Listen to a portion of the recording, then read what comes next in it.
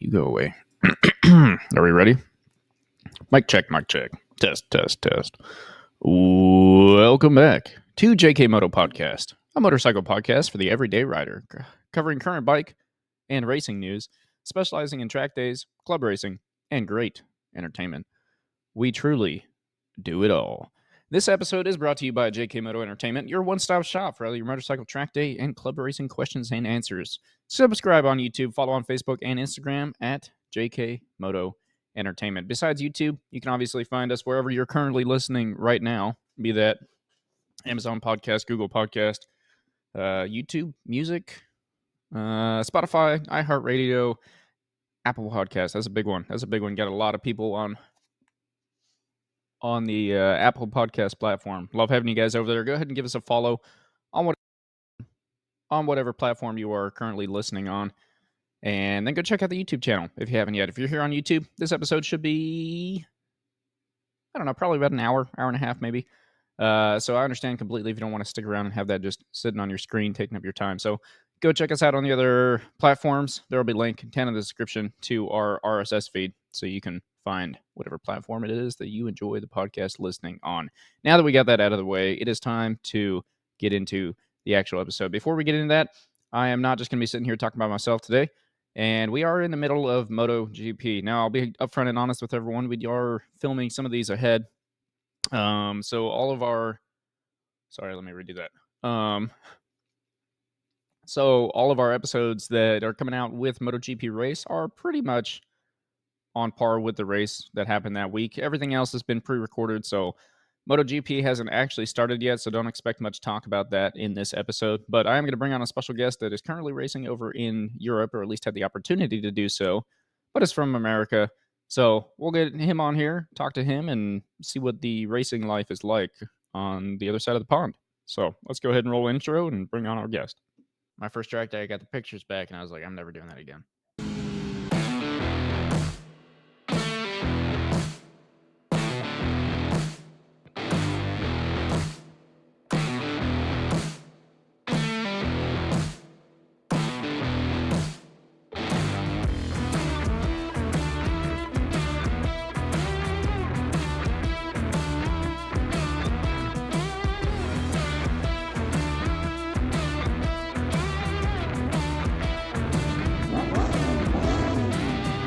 Drug your knee on the ground at 100 miles an hour.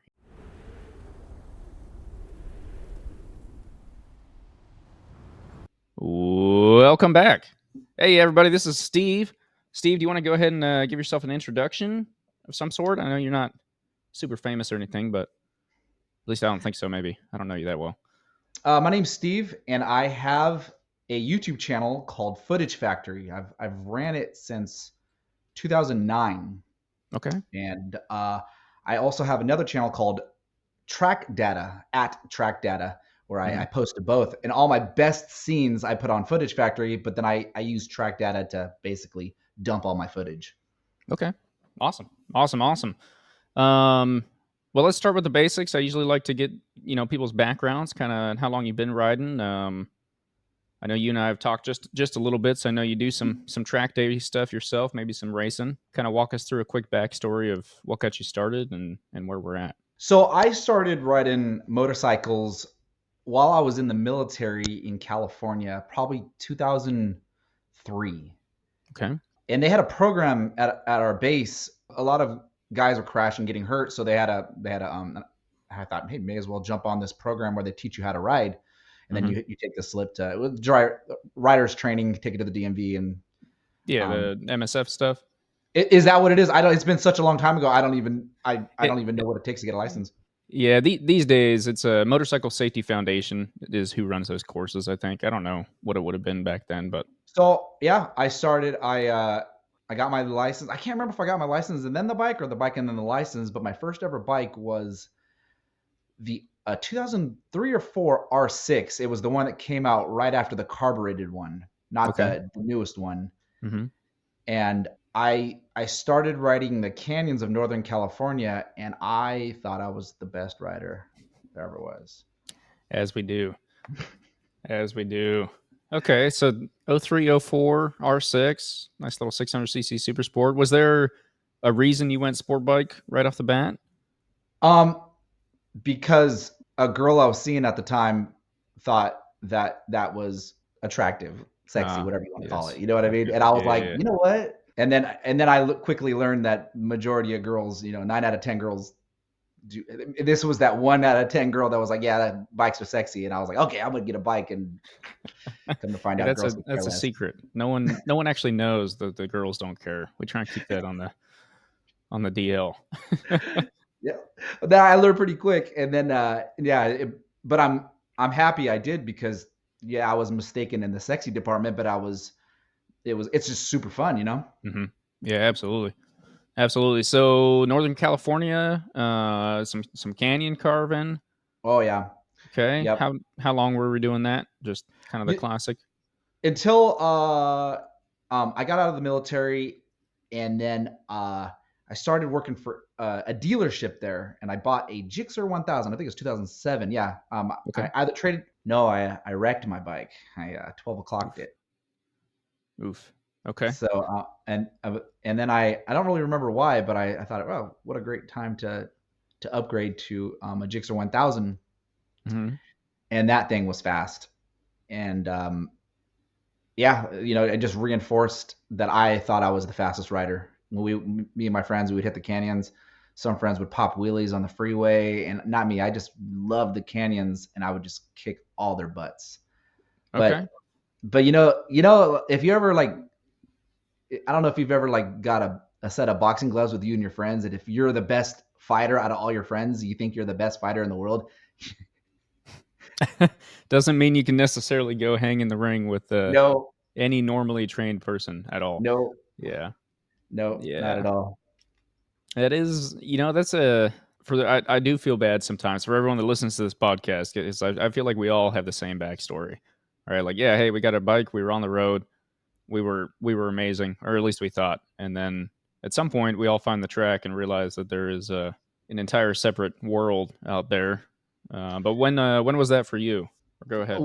When I went to the track. Well, actually, before I answer that, what do you ride? Ooh, here we go. I'm currently riding a 2019 RSV4 Okay, Aprilia. okay. I also still have my '08 Gixxer 750 in the garage.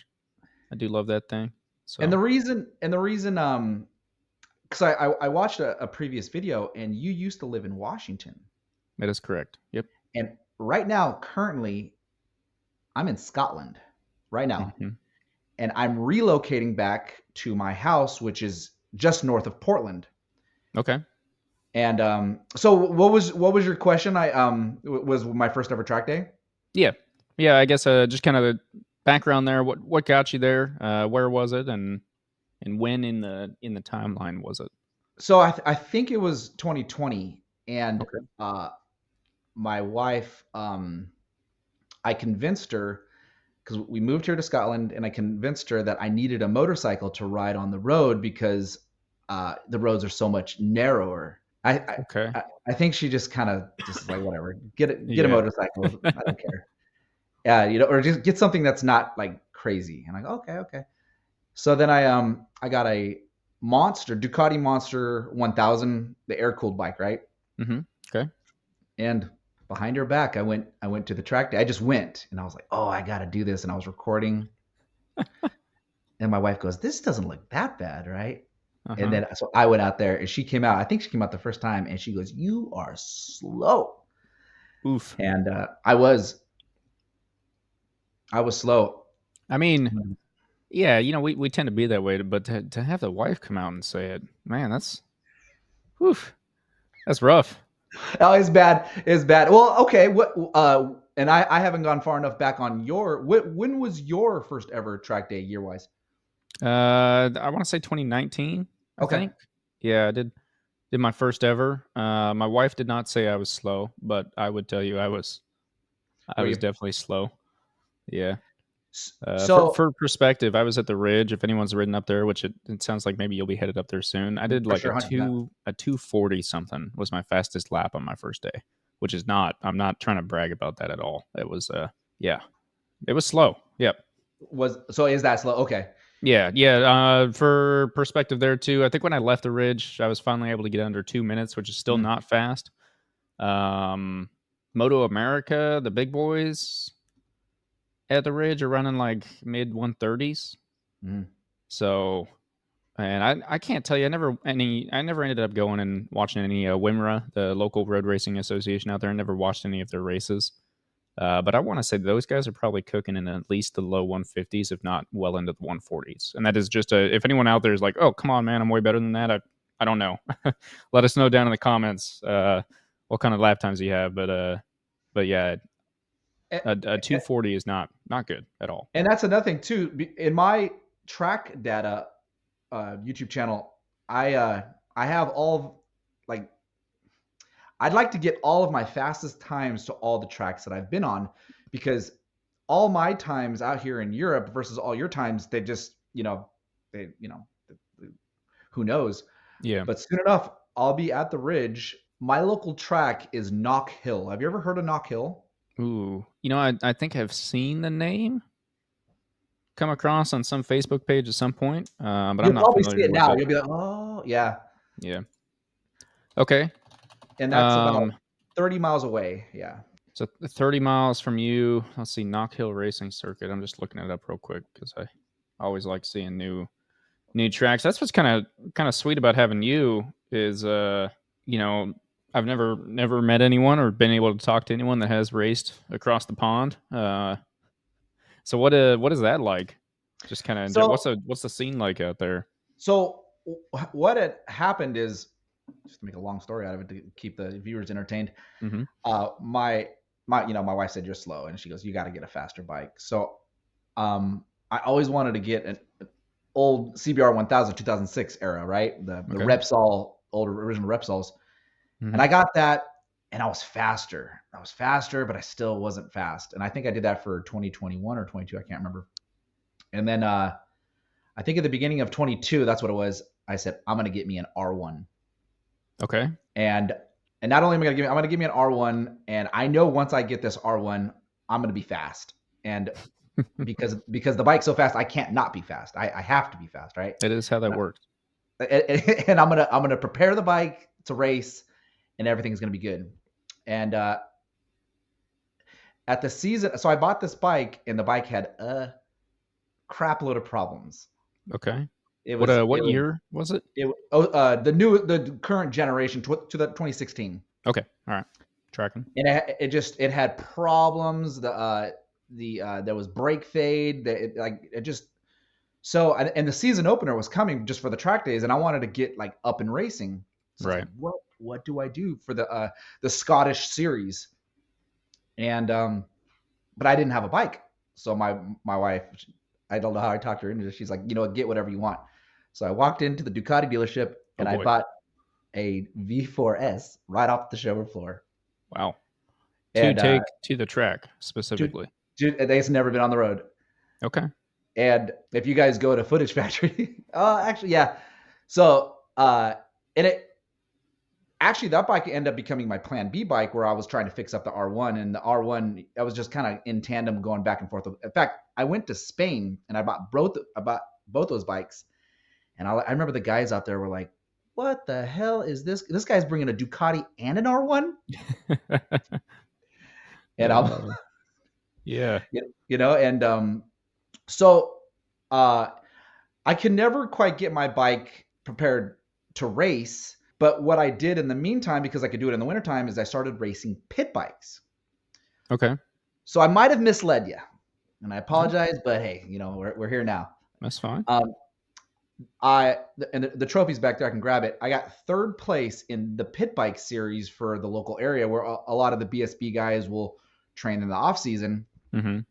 And the reason I got third place isn't because I'm a good rider, but because nobody was racing in that series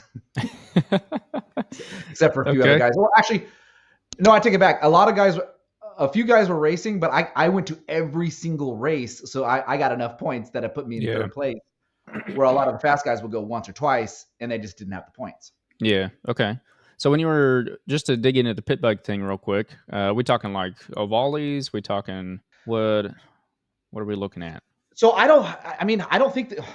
I mean, they probably have the same bike out there, but it was called a Fun Bike M2R, which is a Chinese old Cowie 160, right? Okay. Yep. And uh, yeah, that's what I raced. I just completely decked it out. I upgraded the carb and exhaust and as much as I could, and I just beat that bike up. And then I did that in the off season. But then I realized, I don't know if I want to race. Number one, these guys are so fast. Mm-hmm. The faster I got, I could hang with them a little bit longer. But I was like, I'm getting good, but I'm not. I'm still a lot of track days away from being able to hang with these guys 100%. And I Right. I just got to a point where I'm like, I don't know if I'm ever going to be able to hang with these guys. Yeah. Yeah.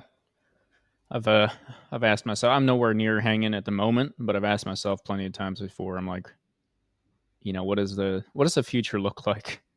When does it stop? When do you actually hit the point where you're like, okay, I'm good? Because I feel like and it's been said before. Plenty of friends on the podcast that I've had and friends just in general that I've talked to. They're like, there will always be someone to race, and it goes both directions. Even if you're the slowest guy out there, there's someone to race. So Mm. anyway, So what do you bring the Aprilia? Is that your main bike on track? right now, yeah. Yeah. So I guess a little backstory on that. I don't know if I've ever told that on the podcast, but I had the Gixxer, right, and I went and did a track day on it, and I was like, yeah, that was kind of fun. I got the pictures back. My my knee was never anywhere near the ground. I thought I was way better than that, but it was like I'm talking like a foot and a half of distance between my knee and the ground still. And so I saw that, and I was just kind of like, okay, maybe it's not for me. So it wasn't until about a year later. I was out on the street. I was actually just driving to work, open freeway. It was a Saturday morning. Hit the on ramp and found first and second and third and fourth and about the rev limiter on each of them. And then finally, I was like, all right, that's fine. That's good. And so I slowed down, and there happened to be a white SUV behind me. Uh, and then that white SUV turned on some red and blue lights, What and state? What state? it was in Washington. Ooh, doggy. Yeah. So, yeah, he pulled me over. I had a good talk with him. He let me off, but he gave me a stern talking to, and essentially told me, he's like, "What are you doing?" I was like, "Look, dude, I don't know. Sorry, I don't have an excuse for you. I mean, what I wanted to say was like, trust me, go ride it yourself right now and tell me you want to do the same thing." But anyway, we didn't do that. Um, but yeah, so I came home that day, and I told the wife, I was like, I think we need to Now it's do time. more track days. Yeah. Yeah, I think it's about time. Usually if I'm out on the street, it's so hard not to just crack it. Usually I'm pretty good. I've got some pretty good self control, but you get a big bike like that, and it just Mm. whatever. So anyway, flash forward from there. I did about 6 track days that year. From the first time I taped up the lights, it never came back off. Right. Mhm, And mhm. so at the end of the year, I was just like, well, I obviously am not going to ride this on the street anymore because it's summer and I didn't touch it at all. So I went ahead and put some race fairings on it. There were a bunch of other, like, those fairings were beat up anyway. I needed new ones. So I was like, we might as well just convert this to a track/race bike. So I did that conversion. And the following spring, I hadn't ridden all winter, obviously.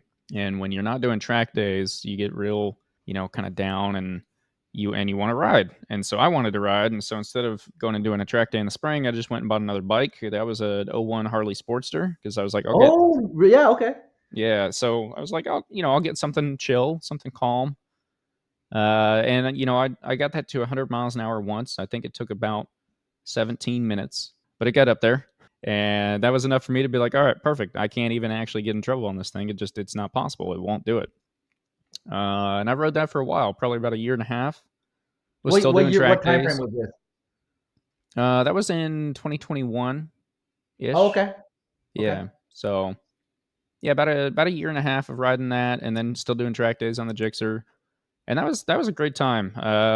Me and the former co-host on the show, Cole, we were traveling. We went to California, did some track days down south, up north in Washington, went to PRR in Oregon, went to Utah, I even think, yeah, we did one track day at Arizona Motorsports Park down in Ooh. Phoenix. So we were What kind of time? What going time all of year did over. you go? That was down. That was in December, actually. Oh, so it was halfway decent weather, huh? Yeah, it Nice. was pretty nice. So yeah, and then I'd be out driving on the freeway, and a sport bike blows by, and you see him just keep going, and I was getting that itch. And of course, me being me, I run a motorcycle YouTube channel and podcast, so I'm always on the internet looking at bikes and whatnot. And so I was looking at all the super bikes at the time, and the Aprilia really stood out to me. And then I think it was in August of that year, I had enough money, and I found one down in actually I was in Portland. They had a Ducati dealer down there. Yeah. Oh yeah. Uh-huh. Yep. Yep. So What yeah, name is actually that? that What's the name Ducati of dealer is quite that? famous here in the Downtown. US. Downtown. Yeah. There's a cop in Ridgefield, the town where my house is at, and he used to work at that Moto Corsa. Is that what it's called? Yep. Yep. And he was gonna take me in there because I'm actually shipping my Ducati over there. Oh, okay. Okay. Yeah.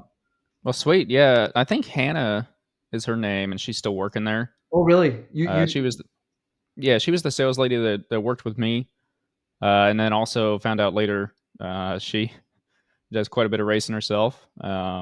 She's in the Hooligan series in Moto America. So yeah, if you get a chance to chat with Hannah, definitely do it. I will. And then I know Josh Heron frequents that dealer Oh, does specifically he? quite a bit. So yeah, So I never told I didn't get it. You reminded me when you were on your bike and you got pulled over by the police. You reminded me. And can you hear me? Is the audio still good? yeah, yeah, Okay. absolutely. So my first ever track day, uh, and I'd like to even if we have to do a second podcast, I'm totally okay with that. I'd like to understand the structure of a track day in the States Okay. because the track day that I went to was an open track day. It was no sessions, just nonstop, unless it's a yellow flag, or red flag, like just nonstop. Yeah. And is that the same out there? So actually, when I went to AMP, Arizona Motorsports Park, that is the only open track day I have done. Okay. And that was that format where, yeah, you show up and it was open. Well, the Um, er- problem with that the problem with that here is that literally. So I don't know if you know Rory Skinner, if you've ever heard him. He lives. Um, that he is he raced familiar. in BSB and Moto 2. He Okay. lives. Yep. Okay. Okay, he lives in the same town here, right? And anyways, guys like him were on track, and I'm brand spanking new, right? Mm-hmm. And they're flying by me. And so, anyways, when I came on, and they said specifically in the first email, they said you have to have experience with track days. And they said, "Have you ever been to a track day before?" And I go, "Oh yeah, California. Oh yeah." Lying, completely lying, right? Like, Yeah. so I get out there and I'm like, "What the f word?" Like, oh, I think I might have passed one person that day.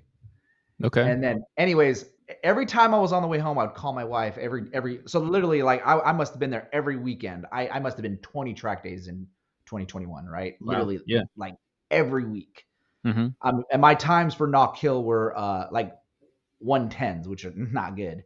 And then when I finally got a sub one, I was like, here we go. Now the problem is once you get a sub one, you can only make incremental. Yeah. You know what I mean? Yeah. That You've first. been there, obviously. Yep. But I would be calling my wife, and I'm like, oh my god, I passed this person, I passed 5 people, I passed 10 people, oh, I bumped up, and now by the end of 2023, probably I'm now in the fast group, but Okay. Yep. I'm not getting better, and my times are like stuck at 57 seconds, which is Okay. that's okay. And then I had a friend, that one that I was doing the racing with, he says, hey, if you want to get better, you probably should start doing other tracks. Mm-hmm. And I Yeah. go, what do you think about that? As far as getting better? Oh, 100%. Yeah. Absolutely. Um, and I mean, you can. That's. I feel like as a decently known tip. It's hard when you're in a spot where you are like, being half hour away from a track. Like, yeah, it's very easy. You just go to that one. And that was similar when I was at the Ridge. It was 45 minutes to an hour away, and so I just went to the Ridge. My previous co-host, lived in Utah. We're good friends, and we'd head out. So he came out to visit, ended up doing the track day there with me, and he's like, all right, well, I got to keep doing this. So he did it down in Utah. So that was kind of what sparked that whole traveling thing. And he kind of also just sparked that in general. Was like, hey, I want to go see more. But yeah, there were definitely times. It's difficult for me right now because I actually haven't been to the same track in I think 2 years now. Really?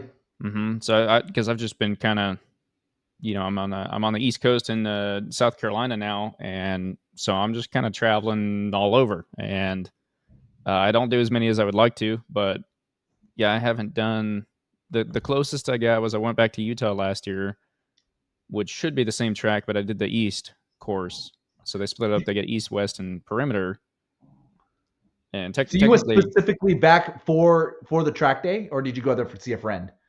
and to visit family. That's where I'm originally from. Oh, So there was more to it, but I'm not gonna travel across the country and not have a motorcycle with me. for So sure. Well, so that's funny. So right now, I've got bikes scattered. I've got a bike here. I've got a bike in Spain, mhm. and my wife's actually in Spain right now too. My wife show jumps at an Olympic level. Okay. So we have an agreement. Whoever is higher up in the championship gets the priority. Whoever's doing better, and she's kicking my butt, right? Okay. Mhm. In fact, I'm flying to Spain this Sunday to help her out. But my friends this year in September are going to Portimao, and Okay. they're constantly like, let's go, let's go, let's go. But I want to do what you're doing, but in the States. You know what I Yeah. mean? Mhm. I just want to do, if I had the ability to do all the track days in the world, I would. So Right. basically that's what I'm trying to do both in Europe and in the States, you know? Mhm. Yeah, absolutely. I mean, it's fun. It's tons of fun, and the most rewarding part about going to different tracks is once you finally come back to your home track, you will see your times come down 100%. And you like the first time I traveled down to California, a couple, turns are set up just barely differently, or the braking zone is different because, or maybe you're coming in with way more speed, and it kind of opens your eyes to like, well, these things can slow down fast. And so then you get back to your home track and you're like, okay, I can definitely push this zone, or I can pick up the gas sooner, whatever it might be. And yeah, you 100% see a difference and kind of piecing together. It's weird for me now with the amount of different tracks I kind of have seen. One, talking to people, they're like, well, have you ever been to blah? I'm like, yeah, once 3 years ago. What are we For talking sure. about? They're like, this turn, do you remember it? I'm like, yeah, trying to dig through No. the different roads in my head. Yeah. um, but I can show up to almost any track and say, okay, this turn is a lot like turn, 1752 at anyway. Pick a random turn at a random different track, and you can kind of like piece together. You hit a point where you've seen almost every turn before, and so every track is just a conglomerate of all the other ones, essentially.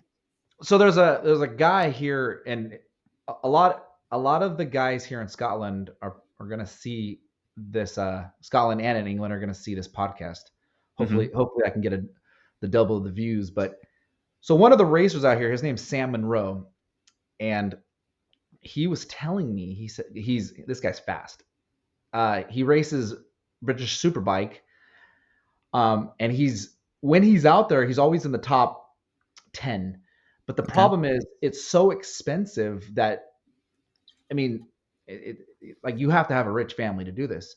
So Hmm. I got to talking to him, and I was like, because I'm constantly picking their brains. In fact, I even put my I'll put my aim on their bikes, and I'll have them go on track, and then I'll bring their aim back, and I'll compare it to mine, and Ooh, I'll send it off to. stealing data. I see. And they're like, oh, on turn two, he's actually leaning harder than you, and I'm like, really? You know what I mean? So, but he got to talking, and there. Oh my god, I could talk to you about this 5 podcasts down. But he was saying that the competition out here in the UK is, it's like soccer. It's like probably that much better. But he says Hmm. getting uh what's the word I'm looking for? Actually getting paid for racing out in America, you get paid more money. And I go, is that true? Interesting. Okay. And he goes, oh yeah. He says he has a buddy that's out here in Florida, and he goes, he's getting paid this much money, and compared to me, we're actually losing money. And I go, and he goes, I'm better than him. And I go, really? So then I got to talking. I was like, how long would it take you to go out to a track and learn it? He says, it'd take me 12 laps. Wow. Yeah. And I'm like, Okay. what? There's a video I've got of him, and I'm on my Ducati, Mm-hmm. and I mean 200 horsepower, and this guy passes me on a I forget what bike it was. It was like 400 cc's, right? Whatever race series, Cup series, Yeah. Yeah. and but he passed me in such a way that was so close that it almost offended me. But now I realize that those guys with smaller bikes, that's the only way they can pass. Right. Yep. You know what I Gotta have mean? that corner speed. Carrying the corner speed. Yeah. Man, that's the money part is interesting. I try not to dive into money too much on the show because you get caught up in how much it actually runs everything very quickly once you start kind of digging into it. But You, well, until you tell me that's a rule, actually, I did a track day. My wife bought me a track day. I was out traveling. I said, "Hey, can you give me this track day at Knock Hill?" She goes, "Okay, yeah, mhm. whatever." And I didn't realize it was a British superbike. Like all the riders were coming out and coaching everybody. Okay. And I go to Knock Hill so much that, like, I'm just walking through the door, and they don't do sighting laps. But Okay. with the school, James Whittam was there. I'm not sure if you know who that is, but he just a writer from back in the day. They Mhm. they force you to do sighting laps, but I didn't Okay. really know this. So, and I never do the sighting laps. I let people just go out there and crash and whatever. And then by the time they're all done, I go out there. I'm like, okay, it's my turn, right? Right. Anyway, so I'm getting my bike ready, and they're all going out on track. And this guy comes up to me and says, "What are you doing?" And I'm like, "Well, I'm checking the PSI of my tires." And he's like, "You need to get your butt on track." I'm like, "I don't know who you think you are, but I'm not going nowhere." Yeah. And he goes, "I'm Dan Linfoot." And Dan Linfoot's sponsored by Suzuki. It was Yamaha at the Mhm. time. He's like a top level BSB guy. And I'm like, yeah. Anyways, I got in a little bit of trouble, but I ended up making decent friends with the guy because we started talking about sponsors. And Okay. the Yeah. Kyle Ride and all the guys were there. They were just fascinated, and I was fascinated with them too, because if they like a certain product, they can't use that product because they're sponsored by another brand of helmet. They like this brand Right. of helmet, but I'm sponsored by this brand. And then we started talking just about like sponsorships, Amazon affiliates. And here they're teaching me how to ride bikes, and here I'm showing them how to get affiliates. And it was like everyone was just so because of that, they all went out on track with me and rode with me. Um, it was a great video, just them popping wheelies behind me, super fast. But Yeah. yeah, yeah, Heck yeah. Interesting. That's kind of it. It just I guess you brought up the guy racing in Florida making more money than a guy racing BSB. Interesting. Okay. Okay. yeah. Well, yeah. Well, there you go then. Anyone that complains in the US about not making enough money racing, there you go. That brought up a good question in my head though, and this is a little bit off topic, headed down a different path. So, if you're not ready to head there, let me know. But a question I've always had, and I've never been to Europe, but basically dives into why we don't have any Americans in the top level racing. And the story goes that, well, in Europe, kids start racing at 4 or 5 years old. Uh, do you know anything about that? Do you have any I experience do. with that? Is that true? Just kind of Uh, what does that scene look like out there? so, and I don't think I have a video about it, but there's I went to Cartagena in Spain last year, February, right? Okay. And I brought the R1 and the Ducati, and there was this kid that was out there. I think he was around 16, Hmm. and he had the Aprilia 660, but it was I think that's what he had, right? But it was all like raced out and whatever. So I started talking to his mom, and I said, I forget how I got on topic, but I said, what's going like? Why do I not? That's what it was. Why do I not see you guys at my track days because I know all the guys at the track days now. Literally, Right. like I'll go down to Donington up and down because I'm just up and down and it's weird. I'll see people throughout the entire country, right? Right. It's like the bar scene back when you were younger. You used to like go to different bars and people from the different bars. Now it's just like that with track days. Yeah. But I've never seen these kids that are 16 and they all Right. seem to know each other and they all kind of know the Scottish people. So the mom was saying that in the UK, the age limit is 18 unless you're racing, and then you can do the practice days, but you can't do track days. So what we do is we get them down to Spain, where literally you can smoke cigarettes at 14. I'm not sure that's the truth, but it kind of is, Mhm. right? Yeah, they And the got less kids less down there, restrictions on it. there's well, so uh, and it kind of blew my mind because I'm like, wait a second. So there's age limits in the UK, and you go, yep, and he's turning 17 soon, so we have to wait another year, and then he'll be at track days with you all year long. And I go, oh. And then so one of my buddies that I was putting cameras on his bike, he went out there and he's like, you're not gonna believe who's out here. And I'm like, who? It was some Moto 2 rider who was like some Indian guy, but he lived in Australia, and he was young. Mhm. And he was on a R6 and he was kicking everybody's butt. And I was coming back and looking at the footage. I'm like, wow, this guy's fast. Mhm. And Right. it's weird in Spain. Spain, like no rules, just like So if you're maybe I guess maybe that's the secret then is the fact that because out here in the US, my theory has always been that no one cares. The sport in general is relatively small, right? When you look at it, yeah, and I always wondered because there's you get little league football and t-ball and little league soccer and basketball. Anyway, all the sports that you play all the way through high school, and so people invest money in that. And I think every kid at some point goes through well, I'm going to be a pro something, but no one really grows up thinking I'm going to be a pro motorcycle racer. And I've always wondered why in Spain they do think that, and where the difference is. But I guess maybe the restrictions is part of it. Maybe that's at least part of it for Europe. so these guys out here in the UK, the only reason they aren't the best riders in the world compared to the Spanish guys is only because of the weather. Because these guys are nuts. Like they would be out here every day if they could.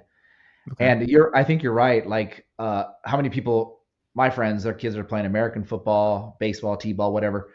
And I mean, how many guys are growing up with whatever series to get them up to NASCAR? Hmm.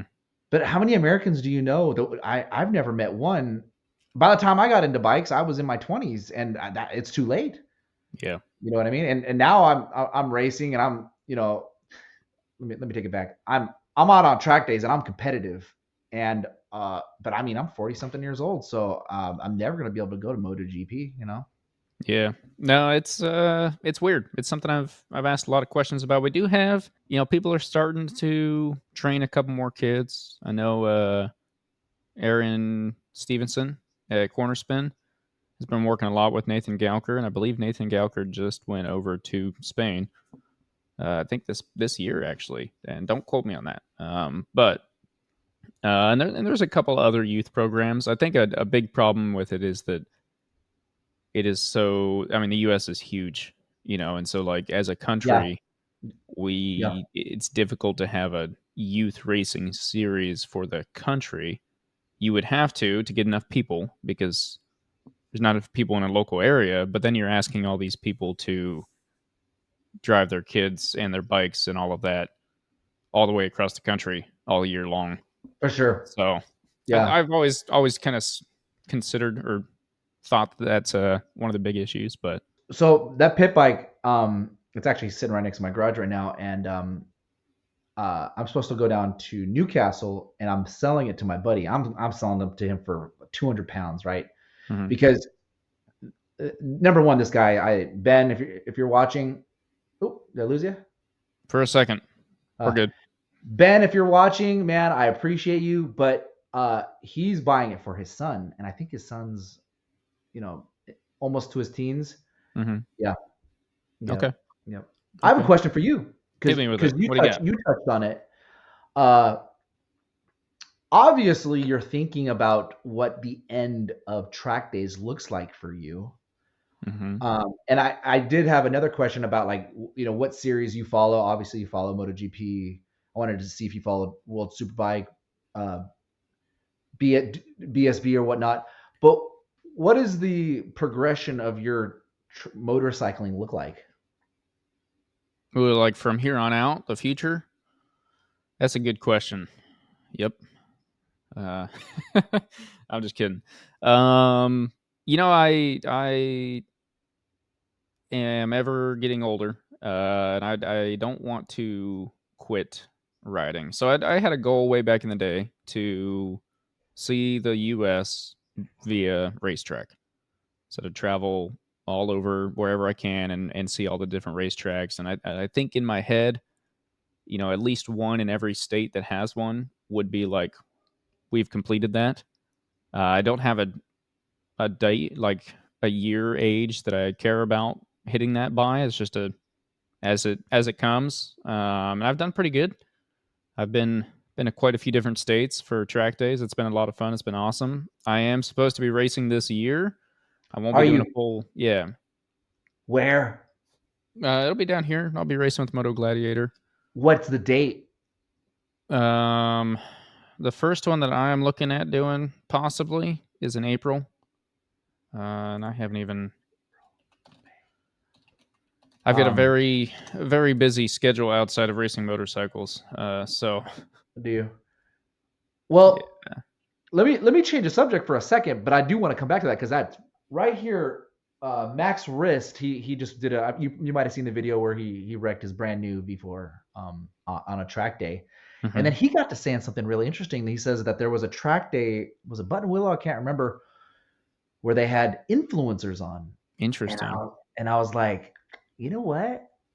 I'm not that quite that level, but I'm pretty sure after this podcast I'm gonna be internet famous, right? So I would like I would love to do an like it, Logan Paul, here I am talking smack right now, trying to get you to box me, but Mhm. instead it's the motorcycle world, so I'm just talking smack, saying I'm faster than you, right? So how cool would that be to have an influencer race? That would be interesting. That'd be oh, that would be wild. So Yeah.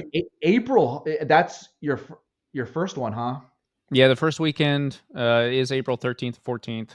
That'll be at VIR up in Okay. Virginia. I'm hoping to make that one. I don't have any guarantees on that, but we're hoping for it.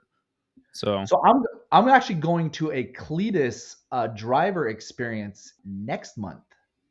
okay. Cletus McFarland. Mhm. I really would love to get out to the East Coast just to see how the track days are done. But not only that, actually, maybe towards the end of this year, I'd actually like to have to do a few track days. Yeah. So I definitely would like for your opinion to tell me what track days to go to. Yeah, that's what I want to do. Cool. Yeah, I mean, I can throw some opinions out here. You can also, and anyone in the audience, feel free to message me. um, and yeah, I'll share whatever opinions. But yeah, it's hoping to do some races this year. I'm not going to do a full season, but we'll get some racing in. Man, as far as the future, I don't know. Wherever it takes us, just kind of. I was trying to hold off on racing because the average lifespan of a club racer is about 3 to 5 years, and not lifespan like death, but lifespan of staying in club racing. Generally, people run out of money, or get bored, or have families, or whatever comes up. And so I didn't want to jump into it prior to having all Just my to get ducks burnt in a out. row and just get kicked right back out and Yeah, spit up, chewed up, interesting. spit out, and everything else. So I've been trying to kind of take it nice and slow. I enjoy the track day thing. Usually, from what I've heard and then a little bit of what I've experienced, I did do a little bit of racing last year, nothing crazy, but I was in a couple races. As soon as a checkered flag comes out, you tend to like start dropping time, which I'm sure you kind of have some experience with. But yeah, I wasn't quite ready to jump into that super quick. So we'll see. I'll do a couple of races this year, and then next year maybe a few more. Just kind of try and do some races, do some track days. Still trying to travel and see different tracks. So For sure. Would uh, you would you do any tracks out here in Europe? I mean, you probably would, but would yes. you ever would you ever realistically consider it? It's something I thought of quite a bit. And I think it's like that is on the bucket list to go do one. The issue is the big issue I have is like the cost versus the worth. And so how much am I going to spend? Is it actually worth it just to be like, oh cool, I went and rode in Europe? Um, However, if we ever travel to Europe, there's no way I'm not going to a track day and renting a bike. For Um, sure. and then the For sure. question of like, just like out here, if you ride Coda or Laguna Seca, I think Laguna Seca kind of feeds to both, but most local club racers do not like Coda. But everyone wants to ride Coda because it's on the MotoGP calendar, it's on the F1 calendar, right? Like it's Coda, it's Circuit of the For Americas. sure. That's where everyone wants to be. And so, Yeah. like in my head, the only tracks that I know out in Europe are the ones that MotoGP and World Superbike go to. So that's where I want to ride. But then I think about it, and I'm like, well, how many cool kind of hidden in the meadow tracks are there out there that you have to know the locals that are actually way better? So actually, if anyone digs deep into my Cadwell videos, I have Peter Hickman passed me in the fast group. So Hmm. I was happy about that. And then Guy Martin was out there in the pits with us. Wow. It was I tried he forgot his generator, so he borrowed ours. There you go. And Okay. because he borrowed ours, I tried to rope him into FaceTiming my wife because my wife loves him, and uh, it didn't work, and my friends were just laughing their ass off, right? But Uh, no, but actually, 100% because driving out here in Europe is a different animal, especially here in the UK where it's on the other side of the road. mhm, But in getting to Cadwell, my buddy that lives in Newcastle, he's got a big motorhome, and I have him run as a fullback interference, just driving down the road while I follow him because I got a horse trailer where I'm using my wife's horse trailer and I got all my bikes packed into it, and it's just as the cars are passing me, oh, it's unreal. And right. kind of to your point, you almost need to know the locals just to get in the first place. You know what I mean? Yeah, yeah, absolutely. Yeah, I mean, that's it. Like I said, it's on the bucket list. What it'll end up looking like, I don't know. Because the other thing too is that renting a bike at a track day, I think would be fun, but I'm always gonna wanna ride my own Yeah, bike. So, yeah. I've ridden other people's bikes before. It's fine, it's fun, it's cool, whatever, but But it's not the it's not same. home, you know? You know what I this is what I hope this podcast keeps growing like because your professionalism is just spot on. Your videos as I was watching, I was like, this guy. One of the reasons I do YouTube is in the hopes that one day that so people are interested enough to let that thing fuel itself. Mhm. You Yeah. know what I mean? Like, all the guys who do photography, and next thing you know, they're doing photography for Formula One. How cool would it be? You're doing podcasts, and then, 5 years down the road, now, do you ever watch that YouTube channel 44 Teeth? I do. Yep, Yeah, quite a bit. I mean, they're out there with all the Scottish guys, in Spain and stuff. I'm like, oh, I know that guy, but what a life they're living. They're basically using the thing they love to finance the thing they Yeah. love. You know? Yeah, absolutely. And that's, yeah, all this started way back in the day. I would bore people with how much I talk about motorcycles, right? Because that's all I care about. I would just bore people with it. You work with I work with 20, 30, maybe 40 people that I interface in with in a day. And so I can only ask them so many times, like, "Hey, do you have a motorcycle? Hey, are you going to come to the track with me?" And the number of them that have a motorcycle is like less than 10%, and then the Really? number of those that want to do track days is also less than 10%. It's the So I'm opposite for looking. me. I interact with majority motorcycle people. So That's crazy. That's wild. if if I call my Ugh. buddy Joe up right now, he literally that's all he wants to talk about. Mhm. Well, you're living in a good spot.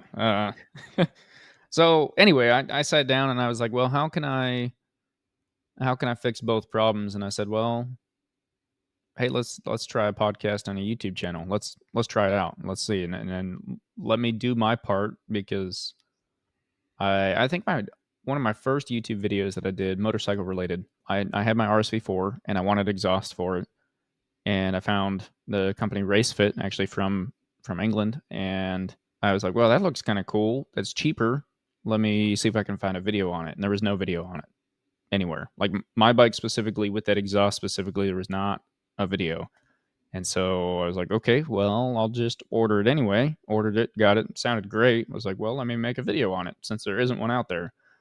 And it did decently enough. And so I just kind of, I realized I was like, well, how much information is there really on track days, and how much can I put out? How can I help flood the internet and get more people aware, help spread the awareness, answer all the little kind of questions, put out more and more info for all the newbies. And then my big goal has been to, like, I don't know everything. I'm not certified in much of anything.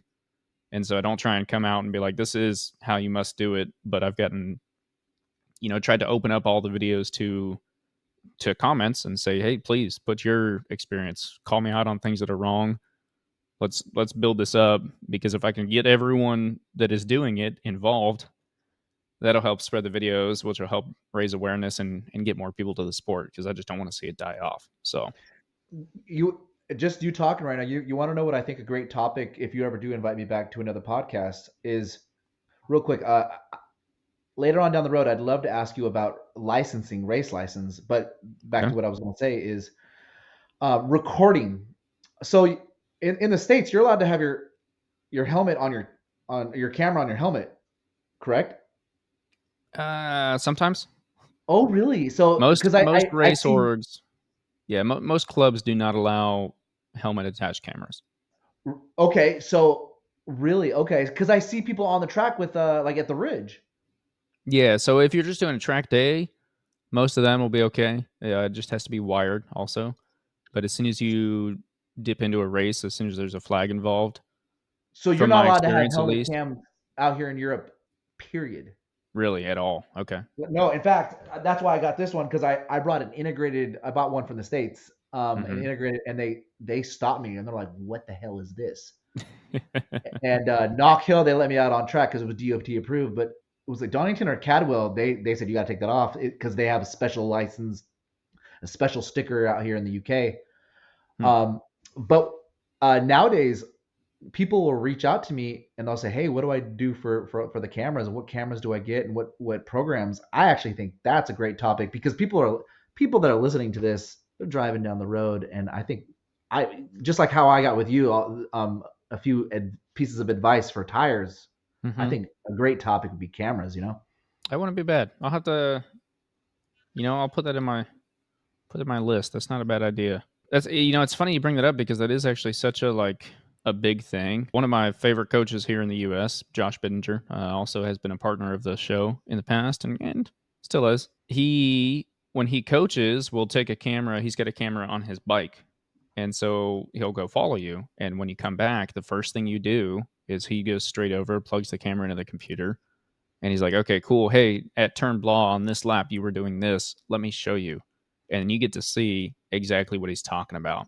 So whether or not you felt it, you're in the moment, you're engaged, you're ready to go.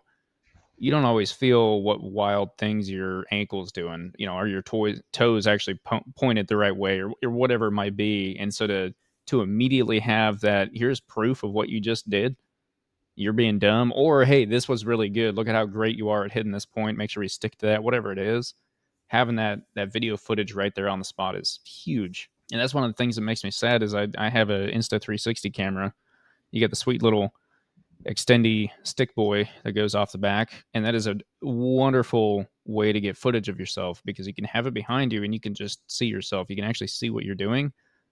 I tried doing that at track day once. I actually got a full session done, and then when And I then went out for the they next said no. session, yeah, went out for the next session. They're like, "Hey, you can't have that." I was like, "Oh, come Mm. on!" But Uh, man, I hide so much stuff on the bike. I literally tape the Insta360 to the brake guard, there you go. and I'll Okay. do it on both sides. So you know how a clutch guard, nobody needs a clutch guard. I literally have Hmm. both, and they're just taped to both sides. You know what I mean? Yeah, I do know. I won't name any names, but Insta360 does make a very small camera that's like Yep. tiny, and it fits so perfectly right in your helmet, right on that little shelf. And And my buddy got busted at Cadwell with it because they pop your visor open now. Mm, And it kind of blows my mind. That what if it breaks off and bounces around? And I'm like, yeah, but there's people wearing glasses. Like yeah, yeah, yeah. I don't know. yeah, yeah. I don't know. It is difficult. Maybe for all the crazy engineers that are driving your car on your way to your engineering job. There you go. If you want to quit your job and figure something out, create a race fairing that has built-in cameras. Oh, for sure, for sure. That'd be huge. And I'm not sure how much time you have left, but you know what? I appreciate this podcast. I'd love to talk more tech with you because honestly, that's all I'm doing nowadays. Me and my buddies when we're in Spain is so my wife right now, she's in Spain and she's paying a company to be groom and travel with the horses and basically take care of the horses. And I was Hmm. talking to the owner of the company and I said, it's interesting that you guys are doing this for my wife because when I'm out on track, not only am I the mechanic, I'm the rider. Well, my wife Yeah. just focuses on riding, right? Right. Which I would love. I'd love to be Valentino Rossi and they just have the bike standing there, they're ready for me because then all I focus on is the bike. But uh, I have to be a crew chief for my own race team. You know what I mean? Yeah. Yeah. At the club level, that is, I guess, one of the most difficult parts. That is a tip for anyone out there racing or is thinking about racing. If you can find a friend that is racing a different class, so you together can be that crew chief for the other one, right? When you're out on track, he's there watching, giving you Yep. tips, giving you backup, bring your bike in, gets you a water.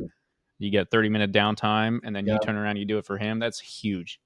It is. It makes such a difference. I believe it was Ken Hill that said something way back in the day. And I don't remember where or what forum that was said in, but it was essentially you can either be a good racer or you can be a good mechanic. You will never be both. And it was essentially like when you're building a track bike or a race bike, a lot of us that are mechanically inclined, which I think tends to be quite a few, we do a lot of our own stuff to the bikes. We build the bikes and whatever. We get done with a project, and you've got a beautiful new painted fairings with this beautiful stickers on there, and every part is meticulous and color coded, and it's gorgeous, and you look professional.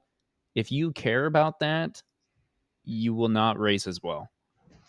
And it's a fine line of running halfway in True. between of like you got to care, but you also have to be able to drop that at the start line and Yep. just get out there and race. And so but Yep. yeah, I think having a crew chief buddy that Yep. you can kind of play back and forth with is huge because you're absolutely right. Like in the club racing world, you got to do it all.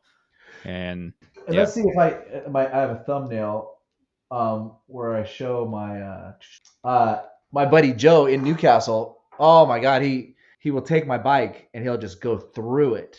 And Mhm. these guys have been so just.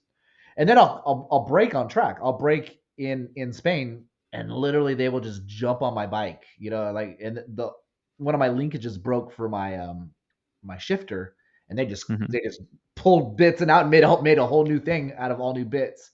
And if it wasn't for those guys, my track day would have been over first day. And I Yeah. have 3 track days out in Spain. So what am I gonna do? Just get some sun? Yeah, no, it's huge. Yeah, having good friends in the paddock and also like using the paddock. And I don't mean like taking advantage of people in the paddock, but realizing that most of us there are helpful and willing to help. And if you're willing to walk around and talk to people and you're friendly and generally, like I think when I put a bike down for the first time, I broke my windshield, Huh? and I was trying to figure out like how do I get back out there. So I just started walking down the line, found a dude with a jigsaw. I was like, "Hey man, do you happen to have an extra windshield?" He's like, "Why?" I was like, "I just wrecked. Mine's in two pieces." He's like, "I don't." He said, "I don't think so." And then he paused. He's like, "Actually, I might." Opens up his random box of goodies, and there's a windshield. And he said, I was like, "Can I buy it from you?" He's like, "Well, I want it back." And I was like, "Okay, that's fine." I'm pitted down here, blue tent, black jixer. Come find me. If I don't find you, I'll get you your windshield back. And he stopped by at the end of the day. He's like, "Hey man, you can just take it. I'll take $20 for it." I was like, Really? "Okay." I think I ended up giving him like 40 because I felt bad about it. But yeah, Lifesaver. like things like that happen all the time, and realizing that when you're out there, you're not alone. Even if you came by yourself, you can 100% reach out to the paddock. We all have been there before, and so we are all willing to help. Do you stay the night out on the track, or do you got to get a nearby hotel? I used to do the hotel thing. I operate a motorhome Yep. myself, so Yeah, generally I'll take the motor home to the track. Depends on scenarios. There's been a couple scenarios where I'm headed with a buddy. It's just me and him, and we'll just take the truck to a hotel. But generally, I pull the motor home out and stay there. I like that a lot Well, better. so a toy hauler's in my future, Okay. because of that. You know what I mean? If ever I'm up in Washington and it's just too cold, my dad lives in Arizona. I'd love to come down to Arizona or Texas and Yeah. but I don't know what the protocols are for staying overnight. Do they Easy, allow it? super. Yep, most of them allow it. The biggest thing, and something I've got a couple different reviews on the channel. That is something I try and include in every track review that I do is the RV amenities, if they have Uh-huh. them, what they are. Most tracks, I haven't met a single track where they don't allow it. Okay. Okay. But the question is, are you going to have power? Are you going to have water? Or do you need to bring all this stuff with you? So Yeah. several tracks. I know, like Carolina Motorsports Park, for instance, has like a full. They've got like 20 full hookup RV spots. Like you're good to Oh. go. You get everything you need. Other spots is like power, first come first serve, and then some of them are like, yeah, you're welcome to bring your stuff, but it's dry. Good luck. Uh, And so you just gotta make sure you're packed for it. Which is kind of part of the reason I went with a motorhome, I guess, is because I know I can last 3 days in that at least. So, but yeah, I haven't met a single track that doesn't allow staying over the night before. no, I appreciate it. I'm gonna save my licensing for another podcast because I hope I get invited to another one because I'd love to pick your brain on American licenses because I'm gonna let mine's already lapsed and Okay. I'd like to get one out in the States. Also, something else I'd like to talk to you about if I get invited on, and I'll ask you just right now. Right now, if you could have any bike for Oof. the track, what would it be? Oof. Right now, I'm holding a Uh, gun to your head, and you got to tell me what it is. what bike for the track? Out of anything out there, like something I've had before, or just Yeah, just like money's not an issue. yeah, man, that's a tough question. I don't know if I know the answer to that, honestly.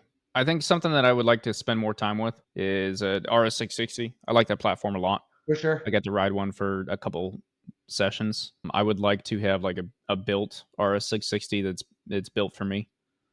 Has actual kind of racy ergonomics on it and is ready to go. Um, that would probably be at the top of my list. My buddy, I'm not gonna say his name, but he rides out in Spain. He's got a 660. He's fast.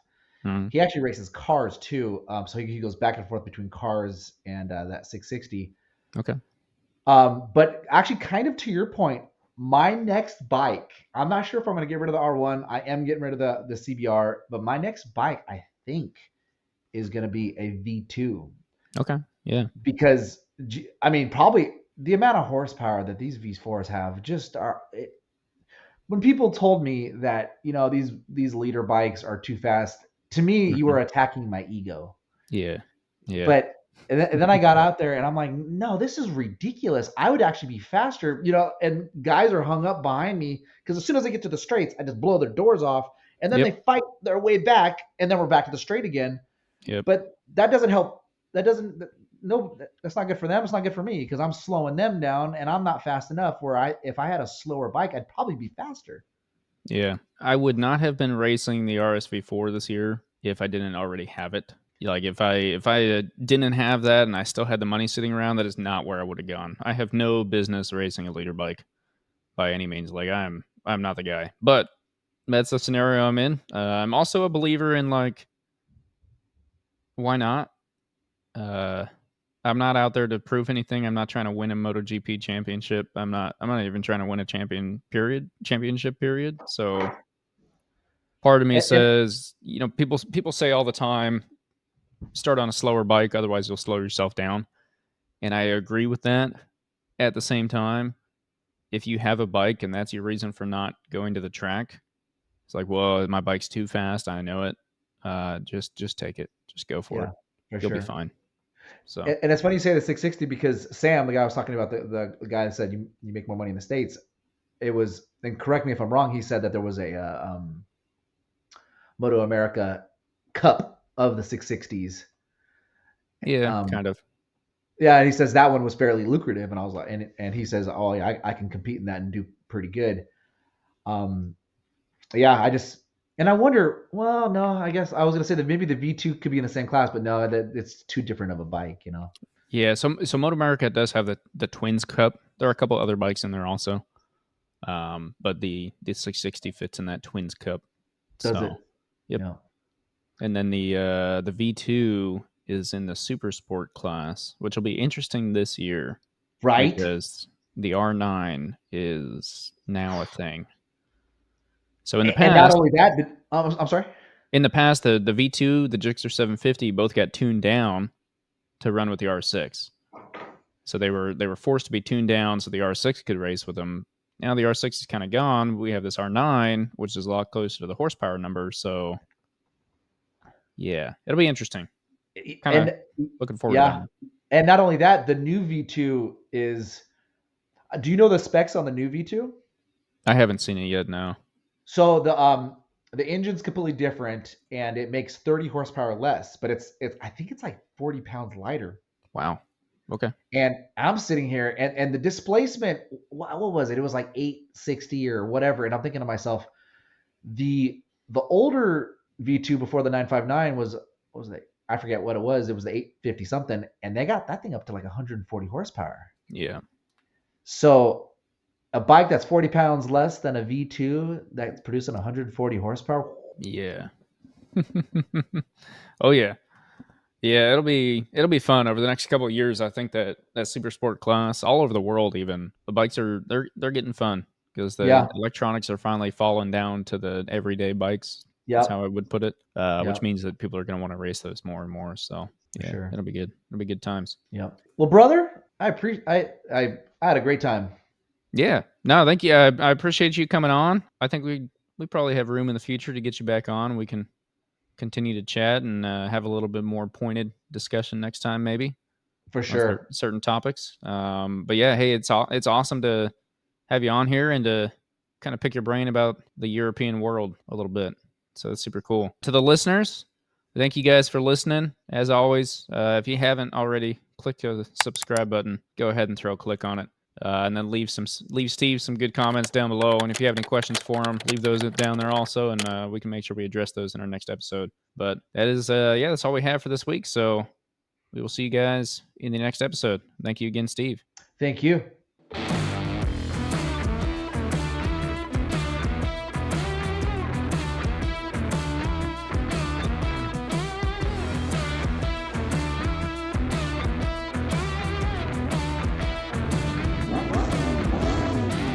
Have you ever drug your knee on the ground at 100 miles an hour?